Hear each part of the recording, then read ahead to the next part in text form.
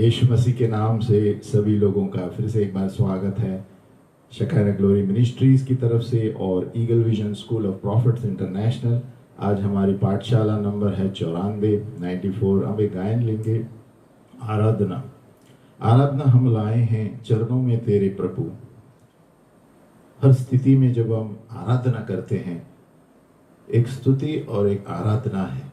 जब हम हर वक्त आराधना करते हैं तो प्रभु अलौकिक रूप से राह खोलता है हमारे समस्याओं में और घटनाओं में। आज जो संसार चल रहा है, इसके लिए ये बहुत जरूरी है कि हम आराधना में डूबे रहे, स्तुति में डूबे रहे, परमेश्वर के वचन में डूबे रहे। परमेश्वर जो बोलता है वो करके बताता है। हम भविष्यवाणी में आगे पढ़ेंगे। इसलिए जब हम आराधना करते हैं तो हम ये जताते हैं कि प्रभु तू महान है। तेरी आराधना हम करते हैं इन सारी संसारिक स्थितियों में। आमीन।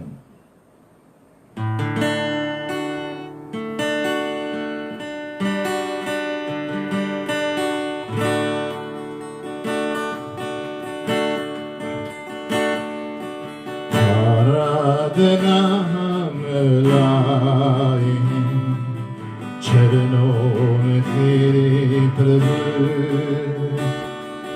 पूजन को हम आए हैं चरणों में तेरे प्रभु। आराधना हम लाए हैं चरणों में तेरे प्रभु। पूजन को हम आए हैं चरणों में तेरे प्रभु।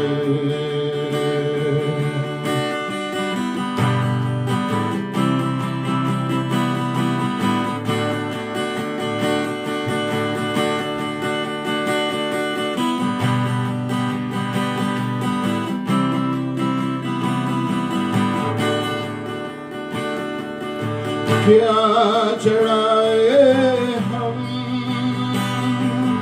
कुछ भी नहीं है हमारा। ये जीवन भी यीशु मसीह है तुम्हारा।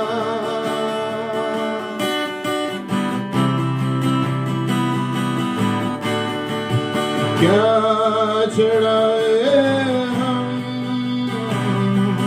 कुछ भी नहीं है हमारा। ये जीवन भी यीशु मसीह है तुम्हारा। जान देकर कि तूने कर दिया तेरा जीवन हमारा।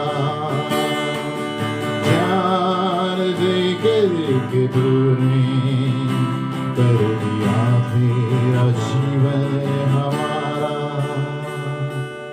आराधना हम लाए हैं चरणों में तेरे प्रभु।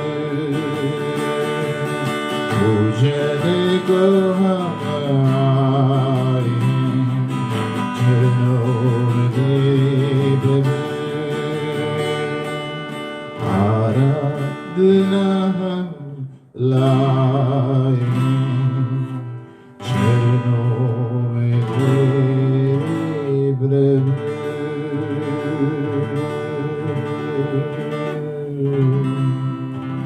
तेरे प्रभु।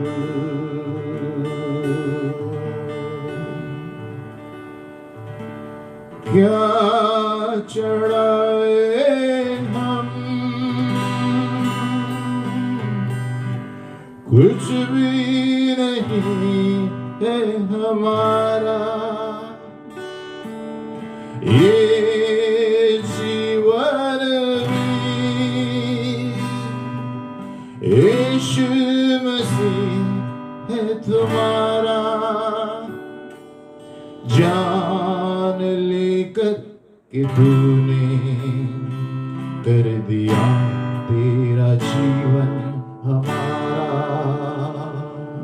जान देकर कि तूने कर दिया तेरा जीवन हमारा, आराधना हम लाए हैं चरणों में तेरे प्रभु,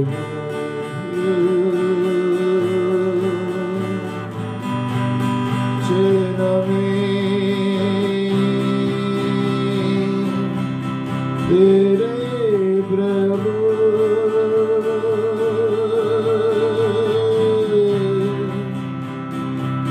तेरे प्रभु।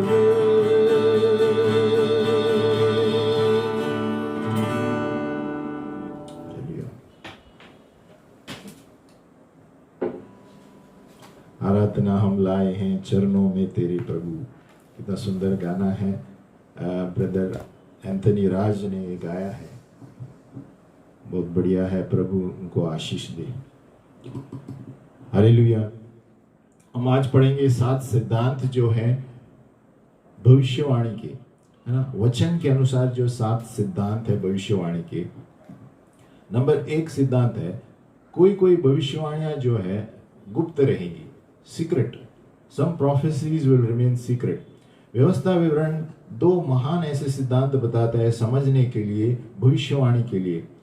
मूसा ने जो दिया था इजराइल के बच्चों के लिए कि गुप्त चीजें प्रभु की है, लेकिन जो चीजें प्रकट हुई है वो हमारे लिए है, हमारे बच्चों के लिए, सदा के लिए, ताकि हम उस व्यवस्था की सारी चीजें कर पाए। व्यवस्था विवरण 29 का 29।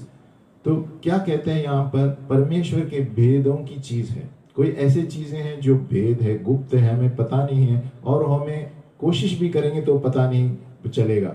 ये परमेश्वर के हैं, ये भेद जो है गुप्त चीजें हैं, और वो हमारा बिजनेस नहीं है, हमारा प्रॉब्लम नहीं है, लेकिन ऐसे सच्चाइयां हैं जो परमेश्वर ने हमें प्रकटीकरण की है, ये हमारे लिए है ना। और जो प्रभु ने हमारे लिए दिए हैं वो हमारी जवाबदारी है कि उसको हम उसका आज्ञाकारी बने और वो जीवन में हम लागू करें परमेश्वर की योजना के अनुसार।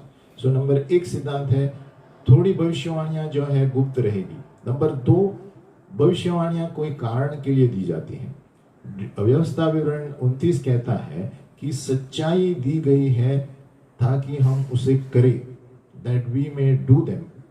29 का 29। परमेश्वर ने हमें कोई चीजें बताई है ताकि हम उसे करें। तो भविष्यवाणी का मकसद क्या है? हमें बुद्धिमान बनाने के लिए नहीं है ना, हमारे पड़ोसी से भी बुद्धिमान बनने के लिए, या तो आगे क्या आने वाला है उसको बताने के लिए नहीं है। भविष्यवाणी का कारण ये है कि जो वो बता रहे हैं हम उसे करना है। हम भविष्यवाणी लेके करते क्या है ना। अगर जो हम आज्ञाकारी बनेंगे उस भविष्यवाणी का है, जो प्रकटीकरण करता है, तो प्रभु और प्रकटीकरण करेगा, है ना। ही रिवील्स मोर। अगर जो आज्ञा नहीं मानेंगे हम उस भविष्यवाणी की, तो प्रभु और चीजें हमें नहीं बताएगा आगे। कहता है कि अगर ये छोटी चीजें नहीं कर सकता, जो मैं बताई हुई चीजें नहीं कर सकता, तो आगे क्या करेगा। तो हमें जब कोई भविष्यद्वक्ता आता है तो सब उत्सुक होते हैं, अरे मेरे ये बताओ वो बताओ, लेकिन पहले ये बताओ कि प्रभु मुझसे करना क्या चाहता है, क्या मैं वो करता हूँ। परमेश्वर ने हमारे जीवन में कुछ कार्य करने के लिए दिया है, क्या मैं वो कर रहा हूँ। क्या मेरे दफ्तर के बारे में भविष्यवाणी चाहिए या पैसों के बारे में भविष्यवाणी चाहिए। परमेश्वर भविष्यवाणी देता है हमारी योजना के बारे में कि तुम्हें इस तरह चलना है जीवन में, वो भविष्यवाणी हम सुनते हैं। आगे बढ़ते हैं। तीसरा सिद्धांत है, भविष्यवाणी जो है एक खास समय के लिए दिया जाता है और खास स्थिति के लिए। बहुत सारी भविष्यवाणियां हैं, एक खास समय के लिए और स्थिति के लिए है, और उसके पहले हम उसको समझ में नहीं आएंगे कि ये भविष्यवाणियां है क्या। यिर्मयाह 30 में हम देखते हैं एक खास भविष्यवाणी दी है इजराइल के पुनर्स्थापना के लिए, लेकिन बहुत समय लगा, है ना। तो ये भविष्यवाणियां जब तक इजराइल पुनर्स्थापित राष्ट्र नहीं बना, तब तक देश नहीं बना, तब तक वो पूरी नहीं हुई। यिर्मयाह 30 का 3। तो भविष्यवाणी जो है नंबर तीसरा मुद्दा, एक खास समय के लिए और स्थिति के लिए।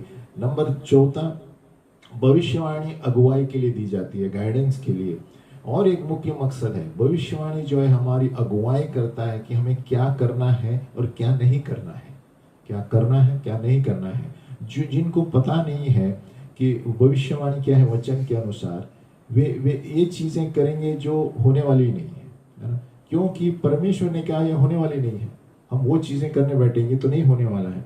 अगर जो परमेश्वर ने एक चीज को बता दी है, घोषित की है कि ये नहीं होने वाली है, उसके बारे में प्रार्थना करना व्यर्थ है ना? वो नहीं होगा, और जो कोशिश भी करेंगे तो नहीं हुआ। मत्ती 24:19।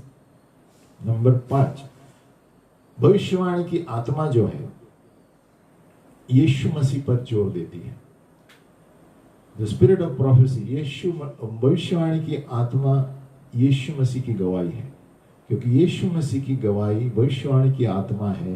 प्रकटीकरण 19:10 है ना। वचन कहता है, वह भविष्यवाणी की आत्मा, सिर्फ भविष्यवाणी के वचन नहीं, ये कहता है भविष्यवाणी हर वक्त प्रभु यीशु पर जोर देती है। वही मुख्य लक्ष्य है, वही मुख्य विषय है हर एक भविष्यवाणी, उत्पत्ति से लेकर प्रकटीकरण तक। फिर से दोहराता हूं, हर एक भविष्यवाणी का विषय यीशु मसीह है, उसकी महिमा के लिए है, उत्पत्ति से लेकर प्रकटीकरण तक। यीशु मसीह ने यूहन्ना में कहा, ये हमारी परीक्षा है कि ये हम पवित्र आत्मा से क्या है और नहीं है। अगर जो पवित्र आत्मा से है, ये प्रभु यीशु को महिमा देगा, है ना। हमारा लक्ष्य प्रभु यीशु पर जाएगा, वो ऐसी चीजें हमें बताएगा जो यीशु के बारे में हमने पहले कभी नहीं सुनी, है ना। तो भविष्यवाणियां मनुष्य को महिमा नहीं देती, और तो मनुष्य को जो महिमा देती है वो पवित्र आत्मा से नहीं है।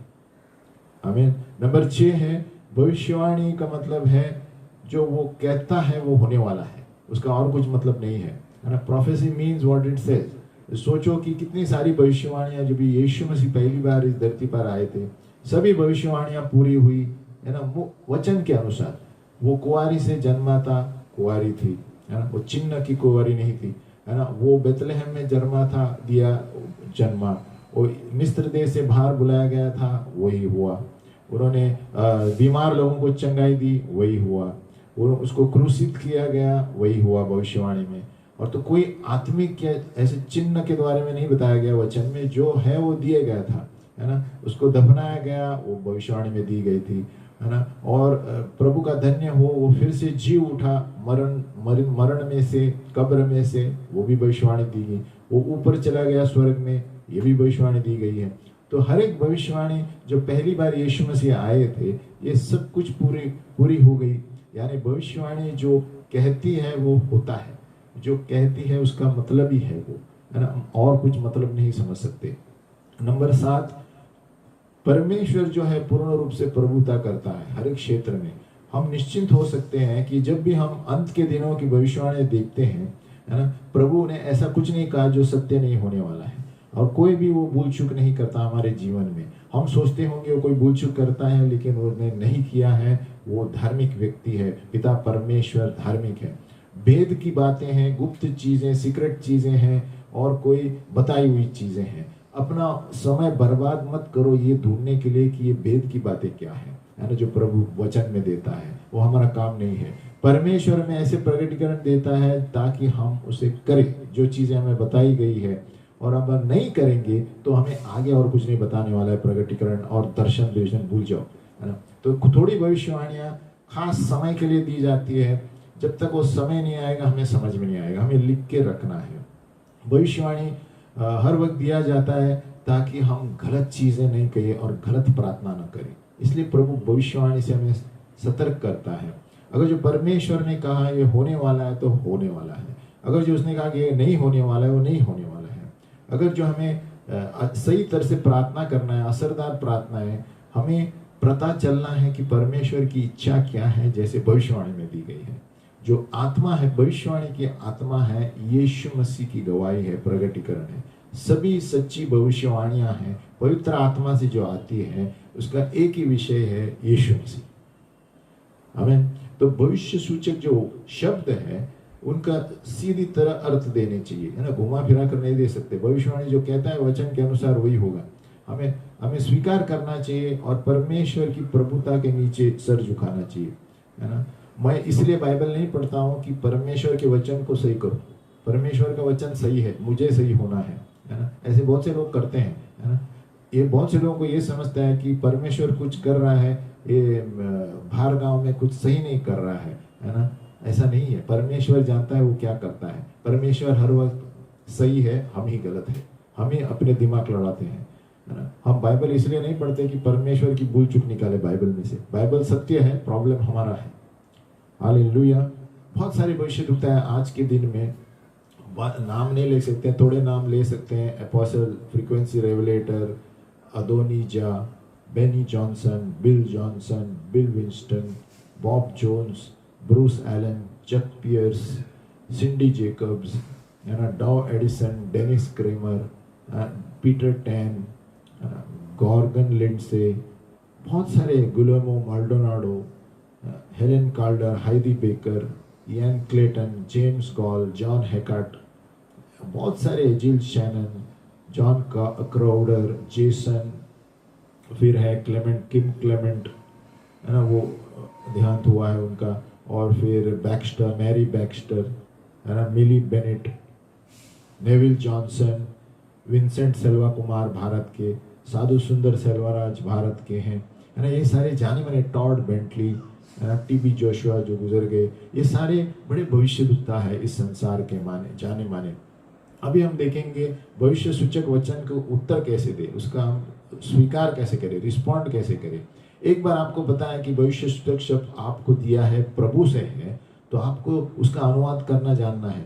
बहुत से लोगों को भविष्यवाणी दी गई है जो सही है, लेकिन ये समस्या में इसलिए पड़े हैं क्योंकि उन भविष्यवाणी को अनुवाद सही नहीं किया है ना। भविष्यवाणी सही है लेकिन अनुवाद गलत किया है, और इसकी वजह से प्रॉब्लम हो सकता है। तो यहाँ पर थोड़े कदम है जहाँ पर हम जानेंगे कि किस तरह भविष्यवाणी का अनुवाद करके हम स्वीकार करें। नंबर 1, भविष्यवाणी जब बोली जाती है उसको रिकॉर्ड करो। कोई भविष्यद्वक्ता आता है तो मोबाइल, आज हमें सुविधा दी गई है, मोबाइल इस्तेमाल करो, रिकॉर्ड करो और लिखो, है ना। तो हम एक से एक रिकॉर्ड करना अच्छा होता है कि घर में जाके हम जानते हैं A to Z क्या कहा है, सब वापस हम सुन सकते हैं। लिखने में कभी हम भूल सकते हैं, है ना। फिर वापस लिखो मोबाइल सुनने के बाद, और इसको बांटो दूसरे के प्रति जो प्राचीन है कलीसिया के, है ना, कि जो जानता है हमारे से ज्यादा, और ताकि हम परीक्षा करें इस भविष्यवाणी का, है ना। और ये भविष्यवाणी जो दी गई है मुझे, क्या ये मेरे जीवन में अभी हो रहा है क्या। नंबर 3, सावधान रहो कि वचन को अनुवाद न करो अपने समझ के अनुसार और अपनी इच्छा के अनुसार, है ना। जब हमने पूछा कि भविष्यवाणी की क्या क्या कहा भविष्यवाणी में, वो ऐसे कहने लगे कि परमेश्वर ने कहा कि वो हमारे दिल की सारी इच्छाओं को पूरा करेगा, है ना। तो ये हमारी इच्छा शरीर की इच्छा हो सकती है ना। तो परमेश्वर शरीर की इच्छा से कुछ वार्तालाप नहीं रखता है, इसलिए हमें सावधान रहना है कि वचन को गलत अनुवाद न करे। अरे मुझे परमेश्वर ने कहा मेरी सारी हृदय की इच्छाएं दे और शरीर की इच्छाएं आप मांगेंगे, ये भविष्यवाणी नहीं होती, है ना। परमेश्वर आत्मिक चीजों के बारे में बात करता है। नंबर 4, ये समय क्या है जो भविष्यवाणी का वचन दिया गया था आपको, ये कभी कभी मुश्किल हो सकता है, लेकिन याद रखें अगर जो सही तरह से हम इसे चेक करें, उस वचन का समय आपको पता चलेगा, है ना। और कभी कभी लोग समय से पहले आगे भागते हैं प्रभु के भविष्यवाणी के, और उसका नतीजा बहुत बुरा होता है ना। तो समय के पहले मत भागो, समय के पीछे भी मत भागो, है ना। देरी भी नहीं होनी चाहिए। अगर जो हम प्रभु की बाट जोते हैं, प्रभु हमें बताएगा किस तरह क्या करना है। और फिर हमें भविष्यवाणी को देखना है कि जो भी परमेश्वर ने कहा मेरे जीवन में, इससे ये स्थिर है क्या भविष्यवाणी, अभी तक जितने भविष्यद्वक्ताओं ने कहा है, और ये भविष्यवाणी मेरे अभी की जवाबदारी पर क्या असर होने वाला है। उदाहरण, क्या मैं मेरे परिवार के संभाल सकता हूँ आर्थिक रूप से ये भविष्यवाणी के द्वारा, और क्या तनाव आ सकता है इसमें मेरे परिवार के ऊपर। क्या मैं बलिदान कर सकता हूँ, मेरे जीवन में बदलाव आने वाला है इस भविष्यवाणी के द्वारा। ये सारी चीजें हमें गौर करनी चाहिए, है ना। क्या हम उस लेवल या परिपक्वता पर पहुंचे हैं, क्या ये सारी भविष्यवाणियां मैं पूरी कर सकता हूँ, या तो मैं बाहर आ सकता हूँ क्योंकि मैं अभी तैयार नहीं हूँ इस भविष्यवाणी के लिए। तो ये सब प्रश्न आते हैं। और क्या भाई बहन जो प्रभु में है ना, जो अधिकार में है मुझसे पहले, इस भविष्यवाणी पर उन्होंने गौर किया था, इस भविष्यवाणी पर वो चल रहे हैं क्या, कलीसिया के लोग जो मुझे दी गई थी। परमेश्वर पर विश्वास करो कि भविष्यवाणी पूरा होगा, अपने समय में पूरी होगी, अपने उसके समय के अनुसार। बहुत से लोग कहते हैं कि हर एक भविष्यता यानी भविष्यवाणी शेल्फ पे रखना चाहिए, कपड़ के ऊपर, शोकेस के ऊपर। ऐसा नहीं है, सब जरूरत नहीं है, समय लगता है थोड़ी को, लेकिन थोड़ी ऐसी भविष्यवाणियां हैं जिसे आत्मिक युद्ध करके वहीं पर खलास करना है, क्योंकि शैतान हमारे आगे बढ़ने से रोकता है। कई भविष्यवाणियों में, है ना, वो रोक टोक लेकर आता है, इसलिए कई कई भविष्यवाणियां नीचे ही रखना चाहिए, वचन पे पढ़ पढ़ के उस पे नकारना चाहिए जो शैतान अड़चन लेकर आता है ना। बाकी थोड़ी भविष्यवाणियां शोकेस में हम रखना, शोकेस का मतलब है कि हम समय के लिए उसे बार बार देखते रहे, है ना, कि ये कब होने वाली है समय के अनुसार। लेकिन थोड़ी भविष्यवाणियां हमें जोरदार उस पर युद्ध आत्मिक करना है, क्योंकि शैतान रोकने की कोशिश करता है होने तक, है ना। पौलुस को ये पता था, इसलिए उसने तिमोथी से क्या कहा, हे तिमोथी, जो भविष्यवाणियां तुझे दी गई थी उससे अच्छी कुश्ती लड़, उसके विरुद्ध। यानी भविष्यवाणी दी गई थी तिमोथी के विरुद्ध, बहुत सारे विरोध में चीजें आई थी, वो कहता है अच्छी कुश्ती लड़ और उसका सामना करके वो भविष्यवाणियों को पूरा कर, जो आपको उसको याद करके आगे बढ़ता रहे। क्योंकि शैतान क्या करता है, बार बार हमें कुछ अड़चने लेकर आएगा ताकि हम उस भविष्यवाणी जो हमारे जीवन के लिए दी गई है पूरी न करें, है ना। इसलिए हमें संभालना चाहिए। और एक अच्छी चीज हमें याद रखना है कि परमेश्वर निश्चिंत कराने के लिए रुकता नहीं है। जो भी शब्द वो देता है, मत्ती 18:16, या 2 या 3 गवाहियों के द्वारा हर एक भविष्यवाणी स्थापित की जानी चाहिए। यानी एक परमेश्वर थकता नहीं है अपने वचन को जो निश्चित कराने के लिए किसी के द्वारा।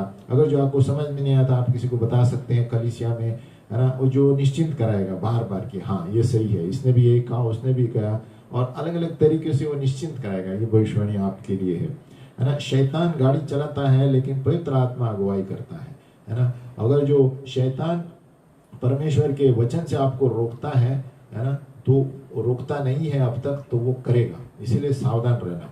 भविष्यवाणी के क्षेत्र में वो रोकने की कोशिश करेगा, आपको वचन पूरा ना हो आपके जीवन में। इसलिए बार बार जब हम निराश होते हैं, याद रखो, अरे ये भविष्यवाणी मुझे दी गई है, मैं नहीं छोड़ूंगा, इसके पीछे ही लगूंगा, प्रभु ने मुझे भविष्यवाणी दी है, प्रभु मेरे साथ है। शैतान अलग अलग चीजें मन में लेकर आएगा। अब दूसरा विषय है भविष्यवाणी कार्य में। क्या आप जानते हैं ऐसे व्यक्ति को जो भरमाया हुआ है ना, क्या, और क्या आप परख सकते हैं कि भरमाया क्यों गया था, कौन से कदम के द्वारा। तो हम अपने जीवन को देखना चाहिए कि क्या कोई अंधेर के क्षेत्र है ऐसे जहां पर हम भरमाए जा सकते हैं आत्मिक रूप से, है ना, लोगों के द्वारा, पड़ोस के द्वारा, परिवारों के भी द्वारा, है ना। आपके एक दोस्त को प्रार्थना करने के लिए कहे, जहां पर वो बताए कि कहाँ कभी मेरी कमजोरी है क्या, वहां पर मुझे भरमाया जा सकता है। हमें साथ देना चाहिए, दूसरों के साथ बातें करना चाहिए, एक दूसरे के साथ संगति करना चाहिए। और क्या आपको कभी कभी व्यक्तिगत भविष्यवाणी दी गई है, आप उस वचन को कैसे परखेंगे। क्या ऐसा समय है जहां पर व्यक्तिगत भविष्यवाणी बहुत आशीष लेकर आए आपके जीवन में, या तो क्या आप ऐसे समझते हैं मैंने पूर्ण रूप से आशीष नहीं पाई भविष्यवाणी से, क्योंकि मुझे पता नहीं था उस भविष्यवाणी को कैसे स्वीकार करूं। ऐसे भी होता है ना। कोई कोई भविष्यवाणी को तिरस्कार करते हैं, इस भविष्यवक्ता का इनाम नहीं मिलता है ना। 2 इतिहास 20:20, भविष्यवक्ताओं पर विश्वास करो, भविष्यवक्ता का इनाम मिलेगा। हम देखेंगे अनुशासन, आत्मिक अनुशासन होता है भविष्यवाणी में। परमेश्वर हमारा अनुशासन का, गॉड ऑफ ऑर्डर, अनुशासन का परमेश्वर है, गड़बड़ी का परमेश्वर नहीं है, शांति का है हर एक कलीसियाओं में, है ना। इसलिए 1 कोरिन्थियों 14 में किया गया है, हर एक चीजों को अनुशासन से करो, शिस्त रूप से करो, आदरणीय रूप से करो, है ना। बहुत सारी कलीसिया में ये समझ नहीं है कि कैसे भविष्यवाणों को सभाओं में अर्थ निकालना और व्यक्तिगत रूप से अर्थ निकालना। बहुत सारी कलीसिया में ये गड़बड़ होती है। सही इस तरह से करेंगे, सही सुधार होगा तो सही तरह से भविष्यवाणी का वचन कलीसिया में असर होगा। सही तरह से सेवकाई की तो, नहीं तो गड़बड़ लेकर आ सकती है और कलीसिया में फूट भी आ सकती है। बहुत सारे सालों में हमने देखा है कि बहुत सारी गलतियां हुई है ना, भविष्यवाणी देने में और वचन लेने में, जो सिर्फ सही तरह से समझकर बोल पाते थे, है ना, गलत समझ के अनुसार। हर एक राज्य जो धरती पर है, एक उसका आत्मिक अनुशासन है, प्रोटोकॉल होता है। उसी तरह परमेश्वर के राज्य का पर कुछ अनुशासन है, शिस्त है ना। और एक धरती के राज्य का जो राजा है उसका अधिकार दिया गया है उसकी इच्छा पूरी करने के लिए। उसी तरह आत्मिक राज्य में भी जो वो संसार का नहीं है उसको भी अधिकार दिया गया है राज संभालने के लिए। तो उस तरह आत्मिक राज्य जो है उसकी व्यवस्था, उसकी चीज़ें कलीसिया चलाती हैं उसके अधिकार के अनुसार। जिस तरह धरती पर एक राजा अधिकार दिया गया है धरती की चीज़ों को चलाने के लिए, उस तरह आत्मिक चीज़ों पर कलीसिया पर अधिकार दिया है ताकि सही तरह वो सेवकाई कर पाए इस भविष्यवाणी के क्षेत्र में। अभी सही अनुशासन क्या है? सभाओं में भविष्यवाणी जब होती है ना, कॉर्पोरेट प्रोफेसी। देखो, भविष्यवाणी व्यक्तिगत रूप से भी दी जाती है और सभाओं में साथ में दी जाती है ना। अभी सबसे पहले हमें कभी ताड़ना नहीं देना चाहिए कोई जवान व्यक्ति को प्रार्थना में, है ना। जवान व्यक्ति होगा तो हमें ताड़ना नहीं देना चाहिए। दूसरी बात है, मैं जवाबदारी लूंगा जो सभा हमने बताई है और मैं मेरे नीचे जो है उसको सुरक्षित रखूंगा, है ना, ताकि मैं उनको इजाज़त नहीं दूंगा किसी भी व्यक्ति को भविष्यवाणी करने के लिए जो प्रॉब्लम खड़ा कर सकता है। इसलिए ये मेरी जवाबदारी है, अगर जो मैं लीडर हूँ, है ना, और मैं कभी भी जवान व्यक्ति को ताड़ना नहीं दूंगा भविष्यवाणिता के द्वारा। ये सही नहीं है ना, क्योंकि हम भी जानते हैं उनको शुरुआत है, उनको प्रेम से बताना चाहिए क्या गलती है। दूसरी बात, हम जवाबदारी लेंगे जो सभा की है और किसी को भी भविष्यवाणी करने नहीं देंगे जो हम जानते हैं कि गड़बड़ पहुंचा सकता है, गैर समझ करके बोल सकता है ना। क्योंकि जवान लोग शुरुआत में कभी कभी सोचते हैं कि वो सब जानते हैं, लेकिन बहुत सारे क्षेत्र में परिपक्व होना उन्हें ज़रूरी है ना। और अगर जो मुझे किसी का परिचय देना पड़ा तो मैं भविष्यवाणी नहीं करूंगा परिचय देने से पहले, जब तक कि मैं उसके साथ संबंध न जुटा हूँ उस व्यक्ति का, और जो प्रचारक है ना, मैं जानता नहीं उसके बारे में, है ना। उसके साथ मैं रहूंगा तो मैं जानता हूँ, मैं भविष्यवाणी दूंगा, लेकिन नहीं जानता हूँ उसका परिचय के पहले कोई भविष्यवाणी नहीं देना चाहिए, है ना। बहुत सारे लोग सोचते हैं कि जो परमेश्वर की प्रार्थना गेत्सेमनी में थी, जहाँ पर पसीना लहू हो गया, है ना, वो उसके शरीर की कमजोरी थी, है ना, उसके भय के वजह से, है ना, क्योंकि वो प्याला पीना है। नहीं, परमेश्वर की इच्छा जो है ये सबसे महत्वपूर्ण चीज है। वो प्याला यानी क्रूस प्रभु पर उस गुजरना था। यीशु मसीह को परमेश्वर की इच्छा जानने से पहले जो प्याला था और परमेश्वर की इच्छा दो अलग चीजें थी, God's cup and God's will. और जब उसको पता चला कि ये परमेश्वर की इच्छा है, फिर वो प्याला और परमेश्वर की इच्छा एक हो गई यीशु के लिए। लेकिन उससे पहले परमेश्वर की इच्छा जानने से पहले ये प्याला एक चीज यीशु के लिए थी और परमेश्वर की इच्छा एक थी। लेकिन उसे जाना जब इसके प्याले के बिना मैं नहीं जा सकता आगे, तो वो प्याला, क्रूस और परमेश्वर की इच्छा एक हो गई। और इसलिए यीशु मसीह ने कहा, तेरी इच्छा पूरी हो, मेरी नहीं। आमीन। अभी हम पढ़ेंगे जो अधिकार दिए गए हैं कलीसिया में उसको समर्पित करना है। हम भविष्यद्वक्ताओं के क्षेत्र में पढ़ रहे हैं। अपने आत्मिक अगुवाओं के आज्ञा मानो और समर्पित हो जाओ, क्योंकि वो आपके आत्माओं पर अगुवाई करते हैं, है ना, क्योंकि उनको हिसाब देना है आपके बारे में परमेश्वर को। तो इसलिए कोई आत्मिक लीडर आपके ऊपर है, आप भविष्यद्वक्ता है, उसके नीचे समर्पित हो जाओ। जब आप एक कलीसिया में जाते हो, आप एक वाचा बांधते हो, है ना, सिर्फ कलीसिया के साथ नहीं लेकिन परमेश्वर के साथ भी, कि मैं इस अगुवाई का नीचे काम करूंगा कलीसिया में। ये याद रखना। ये आपको पता नहीं चलेगा, समझ में नहीं आएगा, लेकिन एक दूसरे के पीछे चलता रहता है ये अधिकार। हम भविष्यद्वक्ता होंगे लेकिन कलीसिया में हमारे से ऊपर होगा, उसका समर्पित करना बहुत जरूरी है। और जो अगुवाई उस कलीसिया में है उसकी जवाबदारी है परमेश्वर के सामने हमारे ऊपर ताकने के लिए, ताकि हमारा हिसाब देना पड़ेगा उनको। कोई भी पासवान जो सच समझता है इसकी कलीसिया में उसका जो कार्य है ना, वो अपने भेड़ों को, है ना, गंभीरता से लेगा, है ना। और बहुत सारे सदस्य ये इसको जानते नहीं है, है ना, उसकी वजह से पासवान पर बोझ पड़ता है, वो हल्के में लेते हैं जो कलीसिया के लोग हैं। लेकिन एक पासवान जानता है कि क्या बोझ है, वो भेड़ों का अलग अलग मन से हैं, अलग अलग सोचते हैं। और ये बहुत दुख भरी बात है जब कलीसिया के लीडर है, जब जवान लोग हैं और बाकी के कलीसिया के लोग, है ना, जो इस सलाह को इनकार करते हैं पासवान के या भविष्यद्वक्ता के, है ना, जो कलीसिया के द्वारा आती है। ये जवान लोग इनकार करते हैं, वो सोचते हैं हमें ज़्यादा पता है ना। ये इसका मतलब ये अधिकार को समर्पण नहीं करते। लोकल कलीसिया को समर्पण करना, हमें सीखना है submission to the local church. हमें सीखना है एक भविष्य सूचक जो व्यक्ति है, जो समर्पित है, लोकल कलीसिया में रहता है, जो वो व्यक्ति शांति में रहेगा और सुरक्षित रहेगा। सभी कलीसियाएं को समझ नहीं आता कि कैसे इस भविष्य सूचक व्यक्ति को, है ना, सुरक्षा में रखना है। बहुत दुख की बात है ना। उनके विरोध में बात करते हैं ज्यादा से, है ना। लेकिन थोड़ी कलीसियाएं जो सही तरह से भविष्य सूचक व्यक्ति समर्पित है, वो शांति में रहता है उस कलीसिया में। परखना और समर्पित करना, उस पर हम जाएंगे, है ना। क्या हम समझते हैं कि हमें समर्पित करना है? जो भी पासवान बोलते हैं वो कुछ भी हो सकता है, हमें उसको समर्पित करना है एक भविष्यद्वक्ता को? नहीं। लेकिन ये बहुत चिंता की बात है कि बहुत सारी कलीसियां भविष्य सूचक कलीसियां कहलाई जाती है, लेकिन ये पुराने स्थिति में चलते हैं, पुराने नियम के अनुसार चलते हैं, पुराने भेड़ों के रखवाला का आंदोलन जो कहते हैं, शेपर्डिंग मूवमेंट, उसके अनुसार चलते हैं। मतलब उदाहरण देता हूँ कि उनकी इजाज़त के बिना कोई शादी नहीं करेगा, उनके इजाज़त के बिना कोई कैसे खर्च करना है पूछ के करेगा। ये थोड़ी भविष्यवाणी कलीसियाएं ऐसी चलती है जो गलत है ना, है ना। तो हर एक चीज़ हमें समर्पित नहीं करना है जो कलीसिया बोलता है सही है। कोई चीज़ें ऐसी हैं जो गलत करते हैं। भविष्य सूचक कलीसिया है, बहुत सारी सेवकाई हैं जो अच्छी हैं और आशीषित हैं प्रभु की देह के लिए। इसलिए समर्पित करना अधिकारियों को आसान नहीं है कभी कभी, है ना, क्योंकि जो अधिकार है आपके ऊपर, आपने नहीं चुना है उसको, आपके पास्टर ने चुना है ना। ये तब होता है जब एक सीनियर पास्टर और किसी लीडर को रखता है आपके ऊपर, है ना, जो आप उसके साथ मिलजुल कर बात नहीं कर सकते।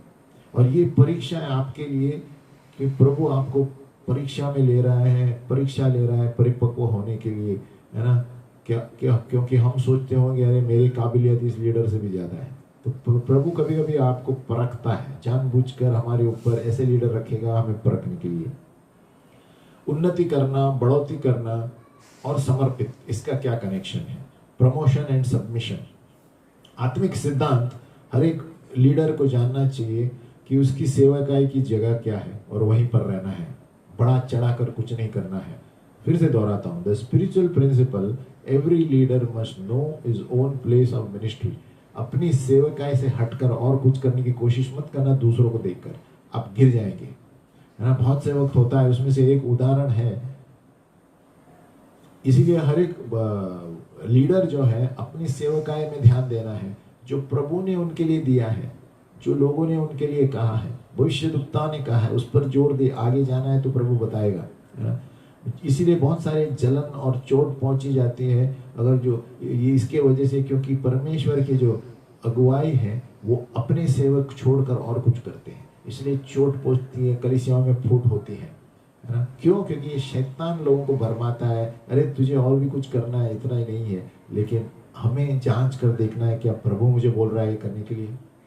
इसलिए 2 या 3 गवाहियों के द्वारा ही एक सेवक की सेवकाई से दूसरी सेवकाई में पूछ कर ही जाना, नहीं तो शैतान उल्लू बनाता है आपको। यानी वे वहां पर जाते हैं जहां पर उन्हें बुलाया नहीं गया है। अभी एकदम बहुत खतरनाक उदाहरण है, एक जाना माना विलियम ब्रैनम था, आप यूट्यूब में देख सकते हैं। ये भविष्य सूचक था, भविष्य सूचक सेवक था भविष्यवाणी का दफ्तर 1950 में, और बहुत अच्छी तरह सेवकाई करता था। प्रगटीकरण, बुद्धि के शब्द, ज्ञान के शब्द, चंगाई होती थी, स्वर्गदूत आते थे, है ना। और वो बाइबल के टीचर भी बनना चाहता था, ये उसकी इच्छा थी। और यहाँ पर वो चूका, है ना। एक व्यक्ति कहता है जो उसका पुस्तक लिखता है, ब्रैनम के घमंड की वजह से वो अपनी सेवकाई छोड़कर बाइबल टीचर चालू किया, वो शिक्षक की सेवकाई चालू की, है ना। भविष्य सूचक सेवकाई अच्छी चल रही थी और वो शिक्षा देने की सेवकाई चालू की, वो छोड़कर, और वहां पर वो गिर गया, है ना। और एक सुसमाचार देने वाला व्यक्ति को सुसमाचार देने के लिए बुलाया, वो भविष्यवाणी के क्षेत्र में घुस गया, है ना।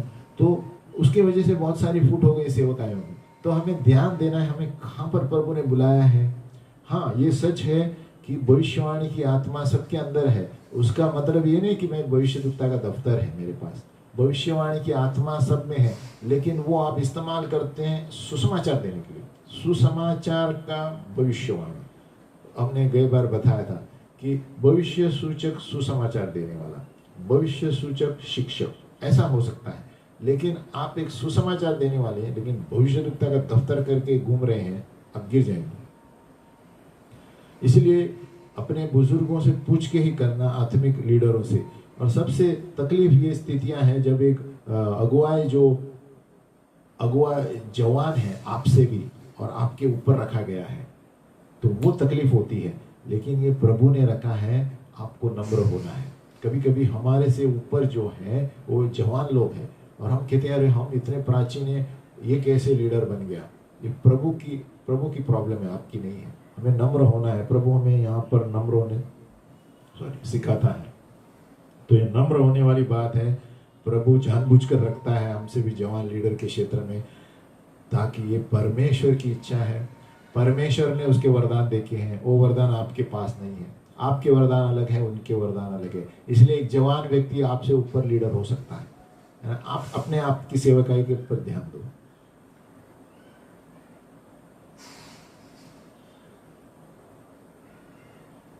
इसलिए जलन जो बात है, बहुत बुरी बात है। परमेश्वर उन्नति देता है अलग तरीके से इस संसार में, है ना। इस संसार के तरीके इस्तेमाल मत करो परमेश्वर के लिए।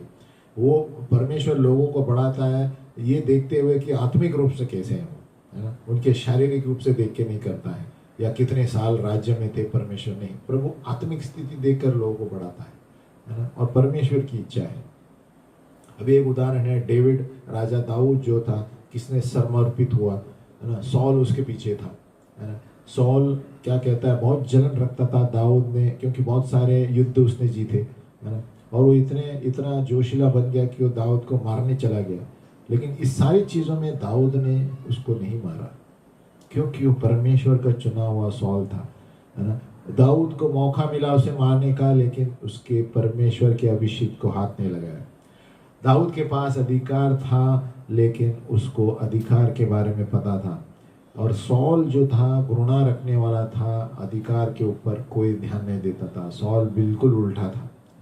भले ही दाऊद अपने आप को सुरक्षित रखा, उन्होंने आक्रमण नहीं किया सॉल के ऊपर, क्योंकि सॉल परमेश्वर के द्वारा नियुक्त किया गया था। तो देखो यहाँ पर एक अच्छा उदाहरण है। सॉल को जलन हुई क्योंकि राजा दाऊद उससे जवान था और उसका नाम फेमस था, लेकिन उसका हृदय भी वैसा था। सॉल के गलत हृदय की वजह से वो गिर गया। अभी दूसरा विषय हम लेते हैं, सॉल की आत्मा।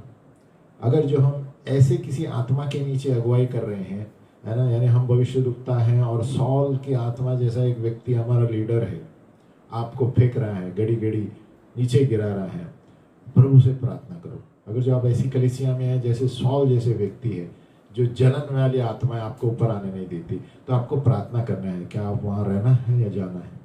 अगर जो आप विश्वास करते हैं आपको छोड़ना है, तो अच्छी तरह छोड़ कर जाओ, क्योंकि हम नहीं बढ़ रहे हैं यहाँ पर, मुझे छोड़ना है।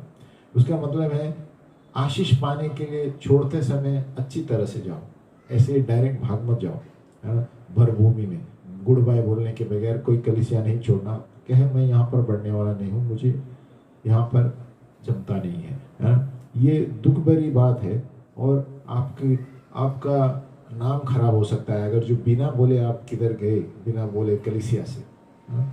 क्योंकि प्रभु से प्रार्थना करो, प्रभु मुझे रहना है, क्योंकि ये व्यक्ति मुझे ऊपर आने नहीं देता। तो प्रभु आपको बताएगा छोड़ना है नहीं। एक नबिया जो है, प्रॉफिटेस लिखती है, बहुत सारे वक्त वो और उसके पति जो थे एक कलीसिया में कार्य करते थे जवानों के लिए, है ना। और कलीसियाओं ने जवानों के लिए उनके लिए चुना था, है ना। हमारे जवान के जो झुंड थे उनको प्रेरित का पुस्तक पढ़ना था। देखो ये कलीसिया में थे ये लोग, है ना। तो हम जब प्रेरितों के पुस्तक में हम पूरे चमत्कार देखते हैं, और जो कलीसिया में वो थे वहाँ चमत्कार में विश्वास नहीं करते थे। तो देखो इनको निर्णय लेना पड़ा, है ना। उनको पता चला कि अगर जो हम इन जवानों को सिखाए प्रेरितों के बारे में, ये कलीसिया नहीं मानेगी, क्योंकि चमत्कार में विश्वास नहीं करती कलीसिया, है ना। तो इसीलिए इन्होंने क्या किया, ये भविष्य नबिया और उसके पति छोड़ दी कलीसिया बिना बताए। गलती क्या की, इन्होंने बिना बताए भाग गए, है ना। और बाद में इनको पता चला गलती की, पश्चाताप किया, है ना। वो पासवान से बात करना चाहिए था कि हम मानते हैं इस चमत्कार को, आपकी कलीसिया नहीं मानती है, इसलिए हम इस कलीसिया में नहीं रहना चाहते, आपके सिद्धांत अलग है। तो अच्छे से बोलकर जा सकते हैं, आशीषित करके जा सकते हैं। हमें किसी गलत तरीके से नहीं जाना चाहिए। हमारा कारण क्या है जाने का उनको भी पता चलना चाहिए, ताकि उनको भी पता चलना चाहिए उनकी गलती क्या है। वचन से पूरे वरदान को विश्वास नहीं करते। बहुत सारी कलीसियाँ हैं, कोई कलीसियाँ भविष्यद्वक्ताओं को ही विश्वास नहीं करते। तो ये अधूरे बाइबल की चीज़ें चल रही हैं, इसके वजह से सारी आशीषें उस कलीसिया में नहीं आती। आमीन। तो कहने का मतलब है जहाँ पर भी आपको जाना है आप अच्छी तरह बोल के जाइए कि क्यों जा रहे हैं, क्योंकि आपकी कलीसिया में ये गलत सिद्धांत है इसलिए हम जा रहे हैं। बोलना है, क्योंकि नहीं तो उनको भी पता चलना चाहिए कहाँ पर गलत है। अभी हम पढ़ेंगे येजेबेल की आत्मा। येजेबेल की आत्मा प्रकटीकरण 2:20 देते हैं कि वो भविष्य नबिया थी, है ना। वो जो परमेश्वर के लोगों को बुरे मूर्ति पूजा करने सिखाती थी, और वो गलत चीज़ों में वेश्यापन भी आता था, शरीर के काम भी आते थे, और लोगों को, परमेश्वर के लोगों को गलत मूर्ति पूजा करने सिखाती थी, गलत बर्ताव। मैं विश्वास करता हूँ आज भी ये कलीसियाओं में येजेबेल की आत्मा है। एक लीडर ने बताया था, एक कलीसिया में, एक झुंड में एक महिला लीडर थी, तो वो येजेबेल की तरह बर्ताव करने लगी और सारी कलीसिया के मनुष्यों के साथ सोती थी। देखो ऐसे भी है, ये भरमाने वाली चीज़ें आजकल भी कलीसिया में है ना। येजेबेल आत्मा क्या करती है? नियंत्रण करती है, भरमाती है और हत्या करती है ना। हम विश्वास करते हैं येजेबेल आत्मा है, ये आज भी कलीसियाओं में है। मनुष्य और महिलाएं इसके द्वारा असर हो जाती है, क्योंकि ये दुष्ट आत्मा एक लिंग नहीं होती, लेकिन क्या करता है, इन मनुष्य को इस्तेमाल करता है दुष्ट आत्मा अलग अलग तरीकों से बर्ताव करने के लिए, क्योंकि इनके पास लिंग नहीं है। गलत बर्ताव, वेश्यापन। इसलिए हमें प्रभु का भय होना जरूरी है हमारे जीवन में, दूसरों पर जोश लगाने से पहले कि ये येजेबेल आत्मा इसके अंदर है। हमें पहले परखो बरोबर है क्या नहीं, फिर ही बोलो। ऐसे है ना, ये खतरनाक नाम जो येजेबेल का है किसी पर भी मत डालो जब तक आप पूर्ण रूप से श्योर नहीं है, साबित नहीं कर सकते। दूसरी आत्मा है अबशालोम की आत्मा। अब ये भविष्यद्वक्ताओं के लिए हम बता रहे हैं जो अड़चने हैं। अबशालोम ने क्या किया? अपने पिता के राज्य को और विजय पाने की कोशिश की। बेटा, ये बर्ताव या बलवा करना, है ना, ये मध्यस्थियों के बीच में अड़चन हो जाता है, और भविष्य सूचक लोगों के लिए भी, है ना, क्योंकि वो लोग अबशालोम की तरह बनना चाहते हैं, है ना, कि हम राजा बन सकते हैं। इसको कुछ पता नहीं है ना, और इसके कारण और समस्याएं ये कुछ है। देखो, भविष्य सूचक लोग परखते हैं, है ना, और दूसरे लोगों की गलतियां निकालते हैं लीडरों के कलीसिया में।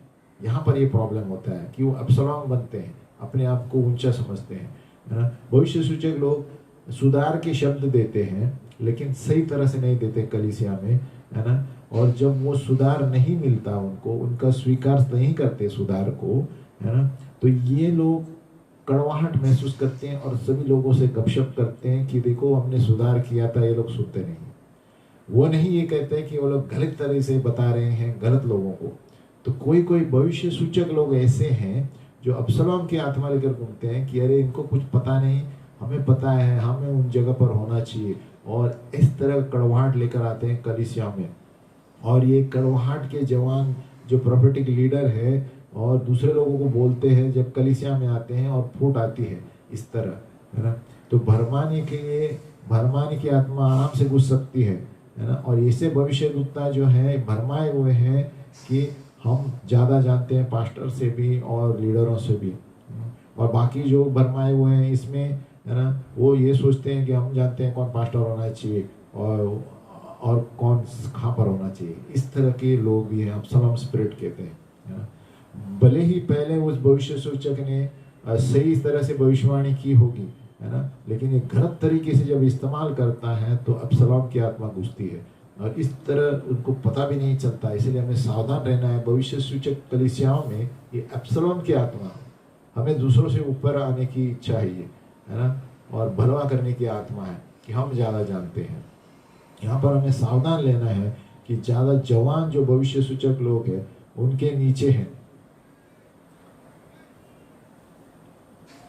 यानी ये जो जवान लोग, those who have young prophetic people under their leadership, है ना, आपकी अगुवाई के नीचे जो जवान अगर जो होंगे, आप उनकी चीज़ों को सुने, जवान लोग क्या कहते हैं, और उनके घमंड या जो भी गर्म खून है उनको सही तरह उत्तर दे, क्योंकि ये जोश में रहते हैं और उनको पता नहीं कि किस तरह भविष्यवाणी देनी है ना। उनको परिपक्व होने की ज़रूरत है ना। और फिर उनके साथ बांटो कि इसी भविष्यवाणी को ऐसे बताना चाहिए, ये सही है ना।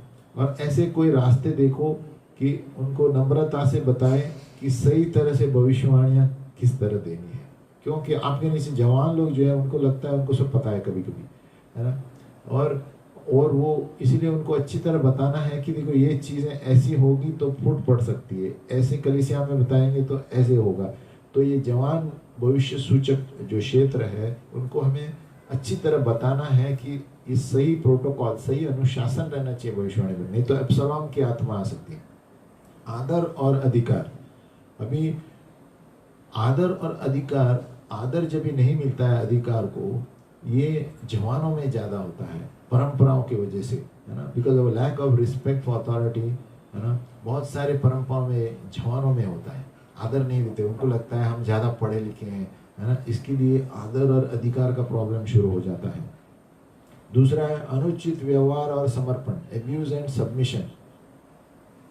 जब कोई लीडर हमें कुछ बोलता है ना, और हमें चोट पहुंचती है, तो हमें पहले अपने हृदय को देखना है ना, कि क्या मेरे भूतकाल के चोटों की वजह से मैं ऐसा महसूस कर रहा हूँ, या सचमुच वो सॉल की तरह है, मेरे पे जलता है। हमें देखना है हमारी गलती है क्या किसने, है ना। पहले सच्चाई पता नहीं चलेगी, लेकिन हमें प्रभु में प्रार्थना करके बैठना है, उसने कुछ मुझे कहा, क्या मैं गलत हूँ या वो मुझ पे जलन करता है। हमें इस तरह बाट जोना है, प्रभु की घाय में कुछ नहीं करना है। एब्यूज एंड सबमिशन, अनुचित व्यवहार और समर्पण बहुत ज़रूरी है ना। और बहुत से लोग ये जो वचन है ये भी कुछ गलत तरीके से बोलते हैं, जो एक इतिहास 16:22 में है कि मेरे अभिषिक्त लोगों को स्पर्श मत करो और मेरे भविष्यद्वक्ताओं को हानि मत पहुंचाओ। ये वचन कभी कभी गलत रूप से लिया जाता है, do not touch my anointed ones and do my prophets no harm, है ना। तो इनको क्या लगता है कि जो भी कलीसिया में हो रहा है उनको कोई प्रश्न पूछना ही नहीं चाहिए। अभिषिक्त लोग के बारे में बोल रहा हूँ, अभिषिक्त व्यक्ति या भविष्यद्वक्ताओं कुछ भी करे हम पूछना ही नहीं चाहिए, ये गलत है। ये गलत है, उसका मतलब ये नहीं है, है ना। इसका मतलब है कि हमारे प्रश्नों में से भी, और अगर जो उन्होंने कुछ गलती की भविष्यद्वक्ता ने, हमें एक अच्छे प्रकार से उनको बताना है, इसका मतलब है ना। उन पर आक्रमण नहीं करना है। तुम क्या समझते हैं अपने आप को, ऐसे ऐसे ऐसे, है ना। अगर ये तो परमेश्वर उसकी सुरक्षा करेगा। अगर जो गलत तरीके से उस भविष्यद्वक्ता पर आक्रमण किया हमने, कि ये अभिषिक्त लोग हैं प्रभु के, इसलिए दाऊद ने सॉल पर आक्रमण नहीं किया। दाऊद जानता था सॉल गलत है। तो उसी तरह अगर जो ऐसे किसी ने हम पर ये किया तो हमें प्रेम से करना चाहिए, क्योंकि दाऊद ने भी कहा सॉल परमेश्वर का अभिषिक्त है, प्रभु बदला लेगा, है ना। तो हमें जब बताना है गलती किसी भविष्यद्वक्ता या अभिषिक्त को, तो हमें अच्छी तरह बताना है, देखो मुझे ये लगा, बुरा मत मानो, है ना। उसके बावजूद वो नहीं मानता है तो चुप बैठो, परमेश्वर की बात है, ये प्रभु और उसके बीच में अगर जो वो अकड़पन करता है, क्योंकि ये अभिषिक्त लोग हैं, है ना। हमें अनुचित व्यवहार नहीं करना चाहिए जो परमेश्वर के चुने हुए पात्र हैं। सॉल और दाऊद ही देखो, दाऊद ने कुछ नहीं किया, परमेश्वर ने सब कुछ किया। दाऊद जानता था कि परमेश्वर ने उन व्यक्तियों को वहाँ पर रखा है, उनके विरुद्ध हम हाथ लगाने का या गालियाँ देने का अधिकार नहीं है। अब्यूज यानी कोई गाली भी देते हैं और गलत बोलते हैं, है ना। तो हमें अच्छी तरह बोल सकते हैं, क्योंकि परमेश्वर उनकी सुरक्षा करेगा अगर जो हम कुछ गलती से बोले तो। आगे पढ़ेंगे, भविष्य सूचक वचन देने के लिए क्या अनुशासन होना चाहिए लीडरों के लिए, है ना। प्रॉफिटिक वर्ड्स टू लीडर्स, अगर जो हमें एक भविष्यवाणी मिली है और हमें उसे लीडर से बांटना है कि ये सही है क्या नहीं, ये मेरा मतलब है। अगर जो आप जानते हैं कि एक भविष्य सूचक वचन किसी कलीसिया के लिए आया है आपको, और किसी व्यक्ति के लिए आया है, और आपको इसको निश्चिंत कराने के लिए किसी से पूछना है ये सही है क्या, है ना। तो आप उस व्यक्ति के पास जाइए जो कलीसिया में जाना माना है आत्मिक रूप से, कि मुझे ये वचन आया है कलीसिया के लिए या उस व्यक्ति के लिए, ये सही है क्या, है ना। अब परमेश्वर प्रभु से मांगो कि प्रभु किसके पास जाऊं बांटने के लिए कि मेरी भविष्यवाणी सही है है ना। इस व्यक्ति के पास मत जाओ जो एकदम घमंड वाला व्यक्ति है लेकिन नम्र वाला है, वैसे व्यक्ति के पास जाओ। अगर जो आपने स्थापित किया है लोकल कलीसिया में या अनुशासन, एक लीडर को पूछने के लिए, वो न्याय करने के लिए, तो प्रभु आपको बताएगा उसके द्वारा ही कि सत्य क्या है। अगर जो एक वचन आपको आया कलीसिया के लिए, है ना, तो इस तरह का आदमी ढूंढो, है ना, जो कलीसिया में परिपक्व है ना, और बहुत पूर्ण सिद्ध है भविष्यवाणी में, तो उसके पास जाओ कि ये सही है क्या, मुझे कलीसिया के लिए ये वचन आया है। और जब आप भविष्य वचन बोलने से कि प्रभु की ये वाणी है, उससे अच्छा ये बोलना अच्छा होगा कि मैंने प्रार्थना में ये महसूस किया आपके बारे में, है ना, तो क्या आप ये दे सकते हैं। तो इस तरह वचन देना सही होगा। हमें वचन इस तरह नहीं देना चाहिए कि प्रभु की वाणी ये है आपके लिए, जरूरी नहीं है। अगर जो बचना है तो आपको इस तरह बोलना चाहिए। अब अगर जो आप जानते भी हैं, तो जब मैं प्रार्थना में था आपके लिए ये शब्द आया, ये सही है क्या, ऐसे बोल सकते हैं भविष्यवाणी। और फिर प्रभु के ऊपर छोड़िए और प्रभु उस पर उस भविष्यवाणी पूरा करेगा, है ना। और उसके समय वगैरह प्रभु जानता है ना, वो कभी पूरा करेगा। तो जब भविष्य सूचक वचन होता है, हमें कभी नहीं बोलना चाहिए प्रभु ने आपसे ये कहा, दस से द लॉर्ड ने, मुझे आत्मा में ऐसे महसूस हुआ, क्या ये सच है, गलत हो सकता है, ऐसे बोल सकते हैं। अभी सभाओं में जब भविष्यवाणी हम बांटते हैं, अगर जो एक कलीसिया के लिए एक भविष्यवाणी है ना, पूरे सभा के लिए, और सभा चालू होने से पहले आपको मिल जाती है घर में, तो उसे लिखिए और एक प्राचीन के पास दीजिए जो जहाँ पर आप भरोसा रखते हैं।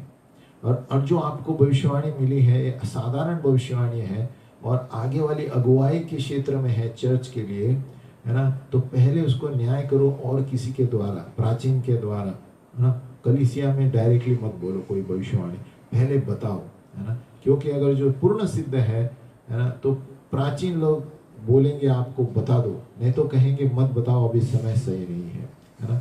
तो सभाओं में जब भविष्यवाणी मिलती है कलीसिया के लिए, पहले बताना जरूरी है अपने प्राचीनों के लिए या मुख्य लोगों के लिए जो आपसे ऊपर है। और ऐसे अनुशासन है जो कलीसिया में भविष्यवाणी करने के लिए हमें पालने चाहिए। अगर जो हम किसी पासबान के नीचे हैं या हम किसी सभा में जाते हैं जहाँ पर पासबान मुख्य है, तो उनको बोलना जरूरी है कि मुझे ये भविष्यवाणी आई, क्या मैं शेयर करूं, है ना। तो अभी आपको कैसे पता है कि कभी भविष्यवाणी करनी है, आपको कैसे पता है कि मैं वो अभिषिक्त हूं जो वचन देना चाहता हूं। बहुत सारे वक्त पवित्र आत्मा एक सभा में घूमता रहता है और सभी लोग भविष्यवाणी करते हैं, है ना। जैसे सॉल गया था और किसी को ढूंढने के लिए वहां, वो भी भविष्यवाणी करने लगा, क्योंकि बहुत से क्षेत्र में भविष्यवाणी की आत्मा घूमती है जब अभिषेक एकदम सामर्थ्यपूर्वक रहता है।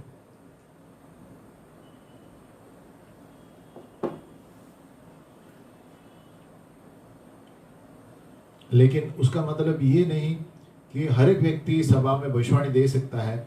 उनके अंदर इच्छा होनी चाहिए और काबिलियत होनी चाहिए कि प्रभु के लिए मैं हाजिर हूँ, प्रभु हाजिर हूँ भविष्यवाणी के लिए। ऐसे ऐसे मौके होते हैं कभी मैं वचन देना चाहता हूँ, लेकिन हम दूसरे जवान लोगों को मौका देते हैं जाके वचन दो, है ना। लेकिन दूसरी तरफ पवित्र आत्मा एक सभाओं में हर तरफ घूमती रहती है, बहुत सारे लोग भविष्यवाणी दे सकते हैं, है ना। सभी लोग देने की जरूरत नहीं है, लेकिन वो इच्छा होनी चाहिए अंदर देने के लिए। वो आके हमें बताना चाहिए, मुझे ऐसे से आए, उत्सुक होने चाहिए भविष्यवाणी के लिए, है ना। और कभी कभी हम जवानों को आगे छोड़ते हैं ताकि वो लोग भी कुछ सीखे, है ना।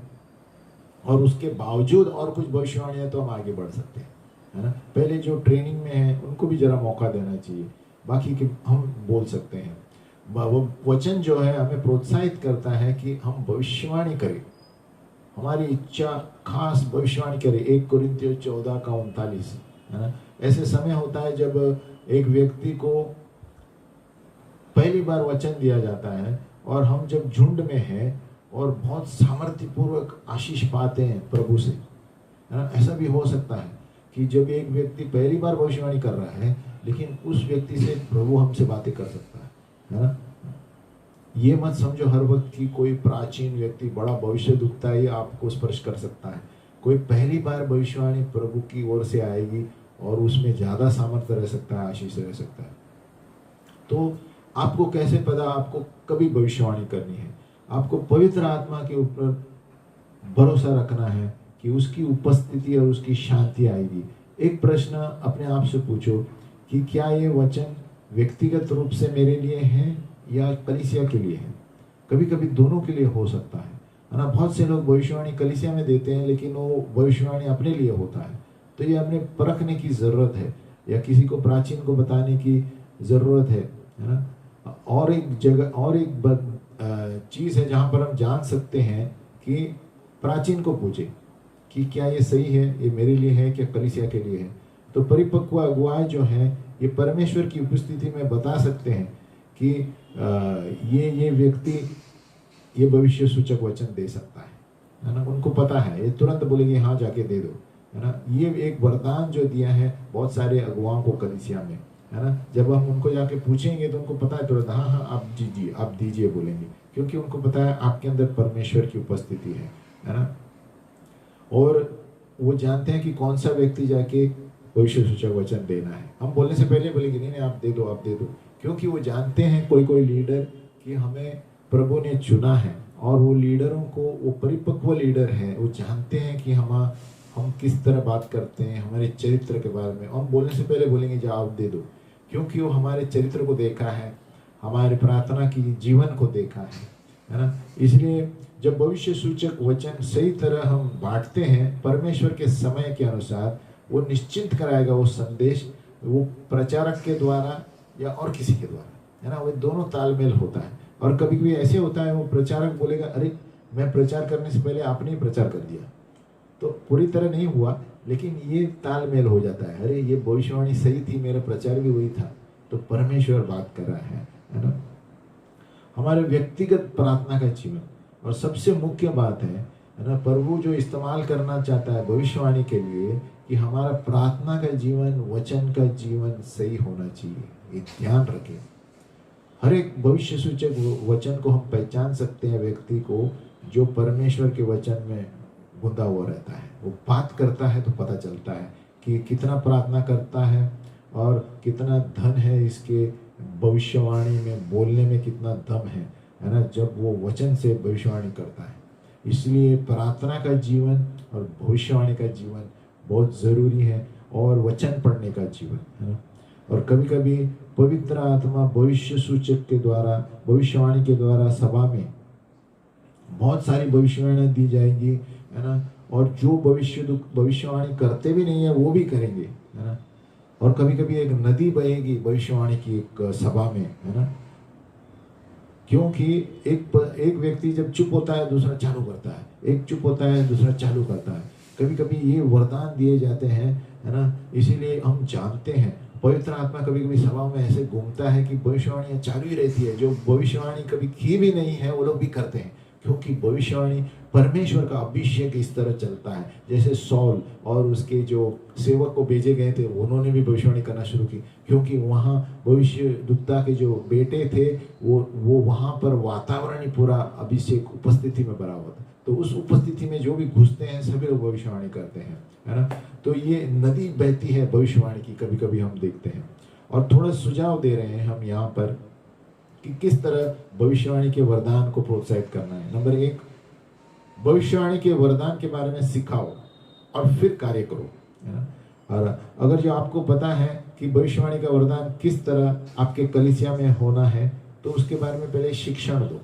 पहले भविष्यवाणी के वरदान का शिक्षण दो और फिर उसी पर कार्य करो, ताकि लोग जान जाएंगे कि किस तरह हमारे अंदर भी आत्मा है। और नंबर 2, ये वरदान जो है पहले से ही कलीसिया में है, कि उसको हम परखे कि पहले से ही कलीसिया में किस तरह ये वरदान है, भविष्यवाणी के वरदान किसके ऊपर है, कौन कौन कर सकता है। नंबर 3, प्रोत्साहित करो लोगों को, है ना, कि ऐसी भविष्यवाणियाँ छोटे छोटे झुंडों में करते रहो, है ना। कभी मार्केट में जाएंगे तो छोटी छोटी भविष्यवाणी करो। जो आपके मन में आता है, किसी के बारे में कुछ आता है, उनको पूछो कि मुझे ऐसा ऐसा लगता है कि सही है क्या।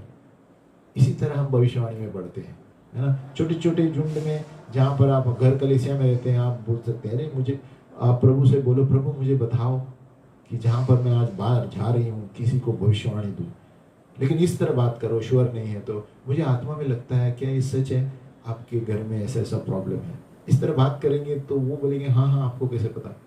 तो ये 3 सुझाव हैं कि सभा में पहले भविष्यवाणी के वरदान के बारे में शिक्षण दो, फिर प्रैक्टिस करो सभाओं में, छोटे में। नंबर 2, अपनी कलीसिया में देखो किस किस के पास ऐसे वरदान है, आपको पता चलेगा, है ना, पहले से ही चल रही है। नंबर 3, प्रोत्साहित करो लोगों को कि आप मार्केट में जाएंगे, भाजी वाला, फ्रूट वाला, कुछ तो भी बोलो, प्रभु कुछ तो भी बताओ इनके बारे में जो मैं बोल सकता हूँ। प्रार्थना में प्रभु बताएगा और उनको जाके पूछो वो सही है क्या नहीं। इसी तरह हम सीखेंगे भविष्यवाणी के क्षेत्र में किस तरह देना है। आमीन। हम प्रार्थना करते हैं। हे पिता परमेश्वर, हम धन्यवाद देते हैं प्रभु कि आपने ये वरदान रखा है ताकि कलीसिया का सुधार हो, प्रोत्साहित हो और बांधकाम हो। प्रभु तूने भविष्यवाणी की आत्मा हमें सुधार के लिए दिया है प्रभु, और गिराने के लिए नहीं प्रभु, बांधने के लिए दिया है प्रभु, और ऊंचाई महिमा, तेरी महिमा और यीशु का नाम ऊंचा करने के लिए दिया है प्रभु। प्रभु हम प्रार्थना करते हैं कि तू हमें पवित्र आत्मा से भर और भविष्यवाणी की नदियां हमसे बहे प्रभु। हर वक्त जहाँ पर भी हम जाते हैं बाहर प्रभु, हमें भविष्यवाणी करने का वरदान दो प्रभु, कि हम आत्मा में सीखे कि किसको क्या बोलना है, किस तरह बोलना है प्रभु। प्रभु आपका पवित्र आत्मा जो है एक वकील है, एक ज्ञान है, एक पुस्तक है जो हमें सिखाता है क्या करना है, क्या समझना है। हम विश्वास करते हैं प्रभु आने वाले दिनों में जैसे ये वरदान और भी बढ़ने वाले हैं, हम प्रार्थना करते हैं हमारे अंदर वो भविष्यवाणी करने का वरदान दो। जैसे पौलुस कहता है कोरिन्थियों में, ज़्यादातर तरसो भविष्यवाणी करने का, क्योंकि भविष्यवाणी करने से लोग जानते हैं कि यीशु कौन है और आश्चर्यचकित हो जाते हैं कि आपको कैसे पता, और इस तरह वो पश्चाताप करते हैं, अपना जीवन सुधारते हैं। प्रभु हमें इस्तेमाल कर भविष्यवाणी देने के लिए कलीसियाओं में और सभाओं में और मार्केटों में प्रभु यीशु के नाम में प्रार्थना करते हैं। आमीन। अगली बार फिर मिलेंगे भविष्य सूचक पाठशाला 95 के लिए, और तब तक के लिए प्रभु यीशु आपके जीवनों में, आपके परिवारों में शांति दे। आमीन।